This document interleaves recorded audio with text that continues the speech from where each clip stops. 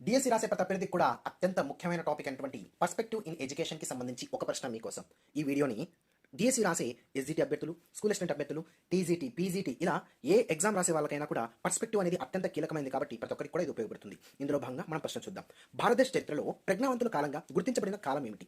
ఈ ప్రశ్నకు సమాధానం చెప్పే ముందు ఈ ప్రశ్నకు సంబంధించిన బేసిక్స్ చూద్దాం. ఇక్కడ ముఖ్యమైన విషయం ఏంటంటే విద్యాభివృద్ధి జరిగిన కాలాలకు సంబంధించి ఆయా కాలాలలో ఎలా విద్యాభివృద్ధి జరిగింది, దేని బేస్ చేసుకుని విద్యాభివృద్ధి జరిగింది, విద్యాభివృద్ధి జరగనటువంటి కాలం ఏమిటి, ఇలా బేస్ చేసుకుని కాలాలు ఏ విధంగా మనకు డివైడ్ చేయడం జరిగింది. ఉదాహరణకు ప్రజ్ఞావంతుల కాలమని 1813 నుంచి 1834 వరకు పిలుస్తారు. నిశ్శబ్ద కాలమని 1897 నుంచి 1902 వరకు పిలుస్తారు. చీకటి కాలమని 1939 నుంచి 1944 వరకు పిలుస్తారు. అంధ దశాబ్దం అని 1937 నుంచి 1947 వరకు పిలుస్తారు. జాతీయ విద్యా ఉద్యమం అని 1905 నుంచి 1938 వరకు పిలవడం జరుగుతుంది.